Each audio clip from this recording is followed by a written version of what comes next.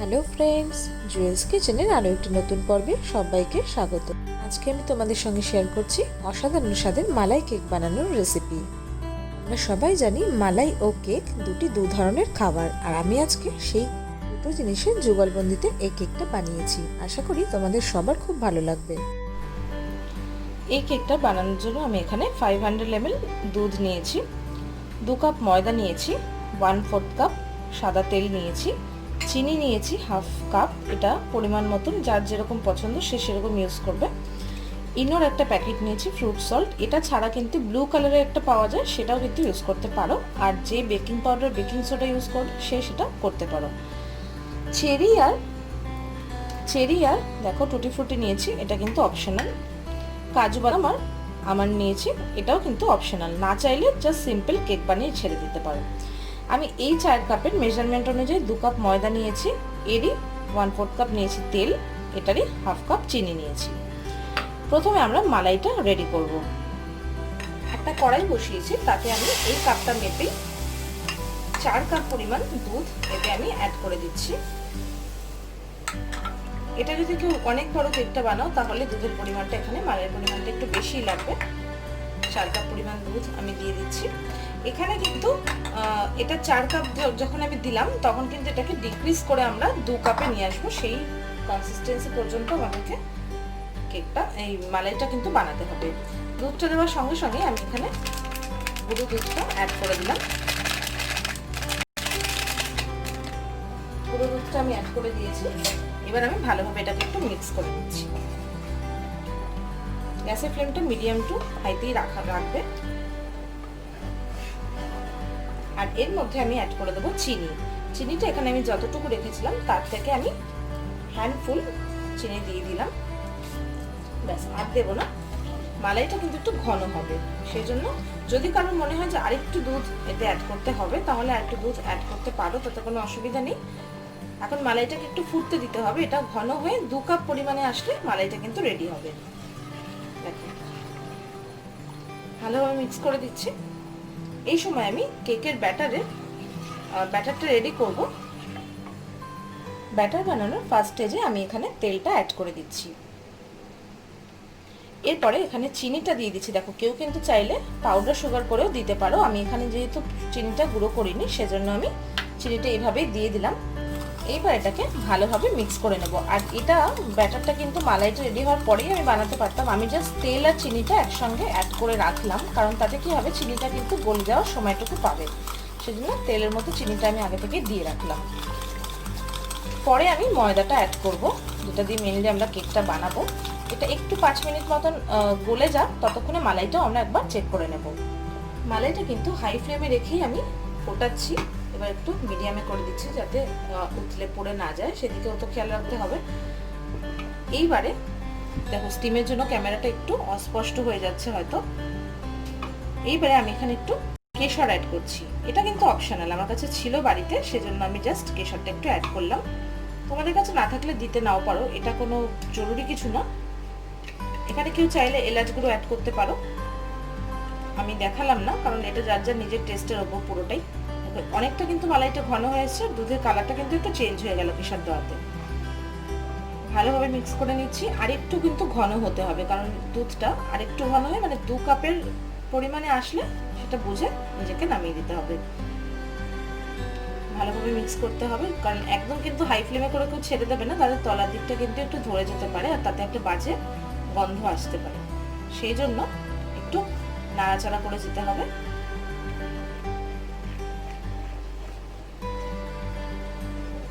মালাইটা কিন্তু কেউ একটু আগেও কেক বানানো একটু আগেও বানিয়ে রাখতে পারো, তাহলে কি হবে মালাইটা একটু ঠান্ডা হলে তো আমরা কেকের মধ্যে ইউজ করবো, সেজন্য একটু টাইমটা পাওয়া যাবে।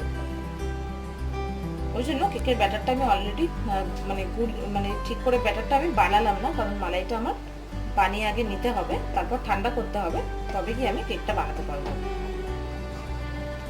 এখন কিন্তু ভালোভাবে ঘন হতে শুরু করেছে, কিন্তু কনসিস্টেন্সিটা নিজেকে বুঝতে হবে, বুঝে তারপরে নামিয়ে দিতে হবে।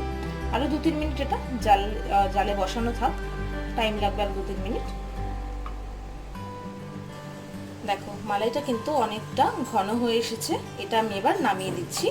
আর এটা কনসিস্টেন্সি কিন্তু নিজেকে বুঝতে হবে, কারণ এটা তোমরা কে কতটা পরিমাণ, কে কতটা বড় কেক বানাচ্ছ সেটার উপরও কিছু ডিপেন্ড করবে।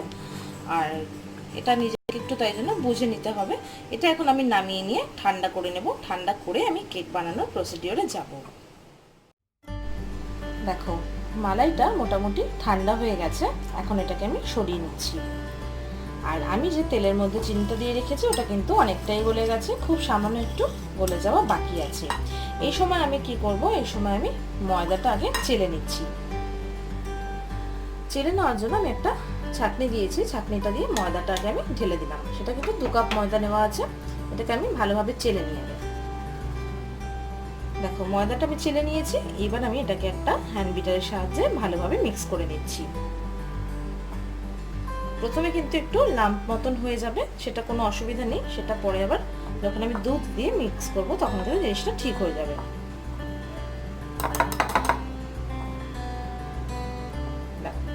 এইবারে আমি রুম টেম্পারেচারে রাখা দুধ এতে আস্তে আস্তে করে অ্যাড করছি। আর যে কোনো সময় কেক বানানোর জন্য কিন্তু খুবই ইম্পর্টেন্ট, কোনো দুধ বা দই যাই আমরা ইউজ করি সেগুলো কিন্তু যেন রুম টেম্পারেচারে রাখা হয়, নাহলে কিন্তু জিনিসটা ঠিক হবে না। দেখো লাম্প মতন হয়ে গেল, তার মানে এখানে আমাদের আরও একটু দুধ অ্যাড করতে হবে। আমি আরও দুধ অ্যাড করে দিলাম, মানে 1 কাপ পরিমাণ, এই কাপের 1 কাপ দুধ কিন্তু আমি অলরেডি দিয়ে দিয়েছি। এবারে আমাকে মিশিয়ে দেখতে হবে কনসিস্টেন্সিটা কি দাঁড়াচ্ছে। আর খুবই ইম্পর্টেন্ট, আমি 2 কাপ ময়দা দিয়েছি মানে তোমাদেরকেও 2 কাপ দিতে হবে এরকম নয়, 2 কাপ দিতে পারো, তার বেশিও দিতে পারো, কিন্তু সেটা কি প্যানে আমরা করছি বা কি মোল্ডে আমরা কেকটা বেক করবো সেটার উপর ডিপেন্ড করে। দেখো এখানে কিন্তু আবারও লাম্প মতন হয়ে গেছে, তার মানে এখানে আরও দুধ আমাকে অ্যাড করতে হবে। আর সেই জায়গাতে আমি এখানে মালাই অ্যাড করব। দেখো এখানে আমি 1/2 কাপের বেশি মালাই নিয়ে নিয়েছি। আমি কিছুটা আগে অ্যাড করে ব্যাটারটাকে ঠিক করে নিচ্ছি। মালাইটা দিলে কিন্তু বেশ একটা ভালো টেস্ট আসবে কেকের মধ্যে থেকে, সেটা নিয়ে কিন্তু কোনো ডাউট নেই। সেজন্য ভালোভাবে আগে মালাইটা দিয়ে ভালোভাবে ফেটিয়ে নিচ্ছি। দেখো ভালোভাবে আমি ময়দাটাকে কিন্তু ফেটিয়ে নিয়েছি। আর যে কটা মোটামুটি আমি নর্মাল টেম্পারেচারের দুধ যেটা আমি নিয়েছিলাম ওটা আমি 1.5 কাপ দিয়েছি। আর 1/2 কাপের উপরে কিন্তু মালাই আমি এতে অ্যাড করেছি। কনসিস্টেন্সিটা আশা করি বুঝতে পারছো, এটা কিন্তু নিজেকে একটু বুঝতে হবে, খুব পাতলা হবে না, খুব ঘন হবে না, কিন্তু ব্যাটারটা কিন্তু এরকম একটা ক্রিমি টেক্সচারে হবে। দেখো এর মধ্যে আমি কিছু টুটি ফ্রুটি রেখেছিলাম, সেটা আমি অ্যাড করে দিচ্ছি। এটা কিন্তু এই জন্য একদমই অপশনাল, মানে এই কেকে টুটি ফ্রুটি ভেতরে অনেকেই ইউজ করে না, কিন্তু আমার কাছে টুটি ফ্রুটি অনেস্টলি বলতে বাড়িতে ছিল, সেজন্যই আমি টুটি ফ্রুটিটা দিয়ে দিলাম।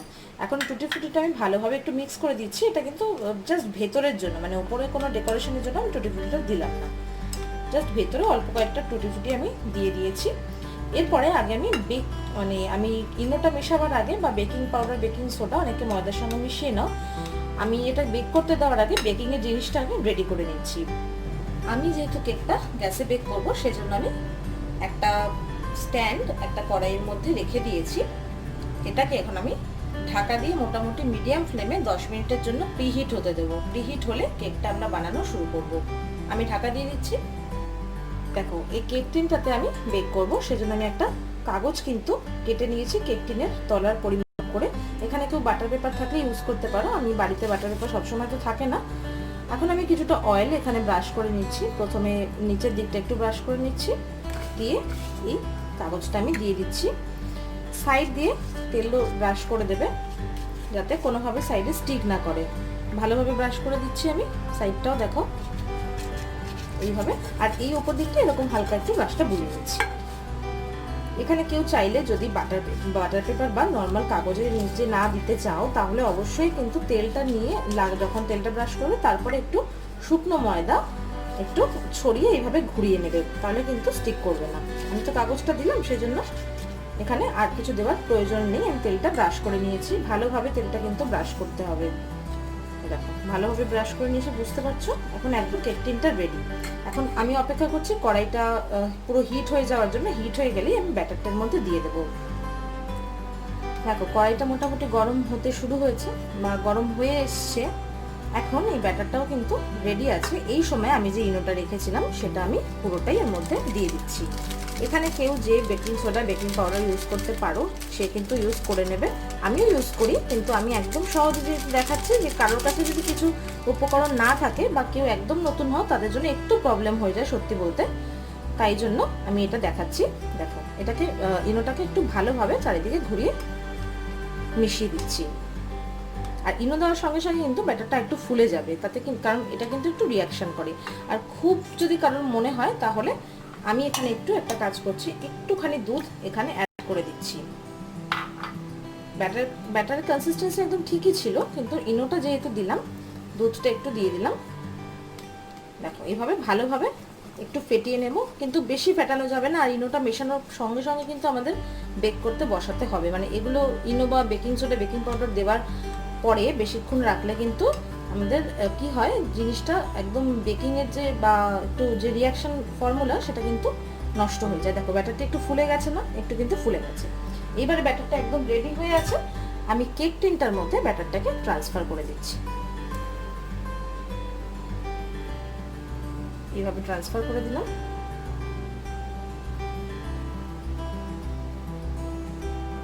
দেখো ব্যাটারটা একদম পোর করে দিয়েছি, এটাকে আমি একটু ট্যাপ করে নিলাম, তাহলে কি হয় ভেতরে কোনো এয়ার বাবলস তৈরি হলো কিন্তু সেটা চলে যায়। এবার এটা একদম বেক করতে যাওয়ার জন্য রেডি। দেখো কড়াই কিন্তু একদম প্রপার গরম হয়ে গেছে। এখন আমি এই কেক টিনটা এর উপরে বসিয়ে দিলাম, স্ট্যান্ডের উপরে। এটাকে আমি ঢাকা দিয়ে 8 ঘন্টা থেকে 35 মিনিট আমি বেক করবো। আর আমি ফিরে আসছি 8 ঘন্টা পর। আর বেকিংটা কিন্তু সবসময় লো টু মিডিয়ামেই হবে, হাইতে কেউ করবে না। আমি ফিরছি 30 মিনিট পর। দেখো মোটামুটি 35 মিনিটের কাছাকাছি হয়ে গেছে। আমি এখানে মাঝে মাঝে চেক করেছিলাম যে কেকটা কতটা ডান। এখন আমি ফাইনালি আরেকবার চেক করছি। দেখো দেখো দেখতে পাচ্ছ টুথপিকটা কিন্তু একদম, বা এই কাবাব স্টিক যেটা আমি দিয়ে করছিলাম সেটা কিন্তু পুরো ক্লিন, তার মানে কেকটা কিন্তু ডান। আমি আরেকটা কর্নার থেকে একটু চেক করে নিই। দেখো এটা একদম ক্লিন, এটাও একদম ক্লিন। মানে সবকটা কর্নারে কিন্তু চেক করে দেখতে হবে যে জিনিসটা হয়েছে কিনা। একটু যদি মানে অয়েলি থাকে তাহলে কিন্তু একটু ঢাকা দিয়ে আরেকটু বেক করে নিতে পারো 5 মিনিট মতন। এখন কেকটা কিন্তু ফুললি বেক হয়ে গেছে, বুঝতেই পারছো। আর এটাকে এখন আমি নামিয়ে ঠান্ডা করে নেব। ঠান্ডা করে নেওয়ার পরে আমি ফাইনালি কেকটাকে কাটবো বা কেকটাকে রেডি করব। দেখো কেকটা একদম এখন ঠান্ডা হয়ে গেছে। এটাকে এখন আমি একটু আনমোল্ড করে নিচ্ছি। আর আনমোল্ড করার জন্য প্রথমে আমি একটা ছুরির সাহায্যে কেকের চারপাশটা একটু ঘুরিয়ে কেটে নিচ্ছি, যাতে কেকটা বার করতে কিন্তু সুবিধা হয়। এটা এমনিতেই কিন্তু আনমোল্ড করার সুবিধা, কারণ এটা আমি চারিদিকে একটু অয়েল ব্রাশ করে নিয়েছিলাম আর নিচে একটা কাগজও রাখা ছিল। ভালোভাবে ঘুরিয়ে এইবারে আমি কি করছি, একটা প্লেটের সাহায্যে এটাকে উল্টে দেব। দেখো এটাকে উল্টে দিয়েছি, উল্টে দিয়ে এখন আমি এটা একটু ট্যাপ করে দিচ্ছি।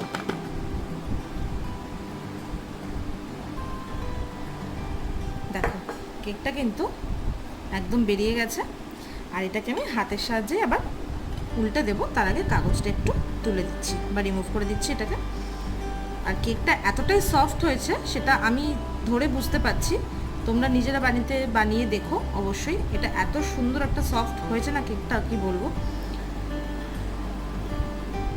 কাগজটা বার করে নিচ্ছি সাবধানে। এবার এটাকে দু হাত দিয়ে একটু ঘুরিয়ে নিলাম। এইবারে আমি দেখো কেকটা কতটা সফট হয়েছে এখান থেকে বোঝাতে পারছি না, কিন্তু খুব কিন্তু সফট হয়েছে।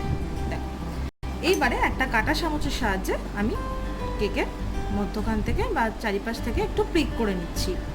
তাতে কি হবে, মালাইটা যখন ঢুকবে কেকের মধ্যেও কিন্তু একটু ঢুকে যাবে, আর খেতে কিন্তু অসাধারণ লাগবে। নর্মালি আমরা এইভাবে কেক খেয়েই থাকি, কিন্তু মালাই কেকের কিন্তু একটা আলাদা স্বাদ আছে। তোমরা কেউ চাইলে এইভাবেও কিন্তু শুধু কেকটা বানিয়ে পরিবেশন করতে পারো। ভালোভাবে প্রিক করে নিলাম যাতে কোনোভাবেই মালাইটা ছিদ্র থেকে ঢুকতে প্রবলেম না হয়। ভালোভাবে প্রিক করে নিয়েছি। এইবারে আমি কি করছি, মালাইটা আমি যে রেখেছিলাম মালাইটা আমি আস্তে আস্তে করে কেকের উপরে দিয়ে দিচ্ছি। দেখো ছিদ্র থেকে কিন্তু অলরেডি ভেতরে ঢুকতে শুরু করে দিচ্ছে। আর এটা কিন্তু খুব অসাধারণ। দেখো কালারটা বুঝতে পারছো তো, কেশর দেওয়াতে কি সুন্দর একটা রং এসছে। কেশর না দিলেও হবে, এটা এমনিতেই খুব সুন্দর খেতে হয়। ভালোভাবে দিয়ে দিচ্ছে। দেখো একদম কিন্তু যে ছিদ্রগুলো করেছি সেগুলোর মধ্যে থেকে কিন্তু কেকের মধ্যে মালাইটা চলে যাচ্ছে। দেখেই কিন্তু খুব লোভনীয় একটা ব্যাপার দেখতে, আর খেতেও কিন্তু খুবই ভালো। দেখো মালাইটা কিন্তু খুব ভালোভাবে আমি স্প্রেড করে দিয়েছি চারিদিকে।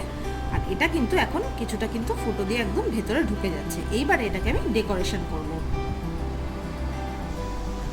দেখো পুরো কেকটা কিন্তু আমি ডেকোরেশন করে রেখেছি, যা যা রেখেছিলাম সব কিছু দিয়ে। এটা কিন্তু যে যার নিজের স্টাইল অনুযায়ী করবে বা নিজের পছন্দ অনুযায়ী করবে, এমন নয় যে আমি যা দিয়েছি সেটা দিতে লাগবে।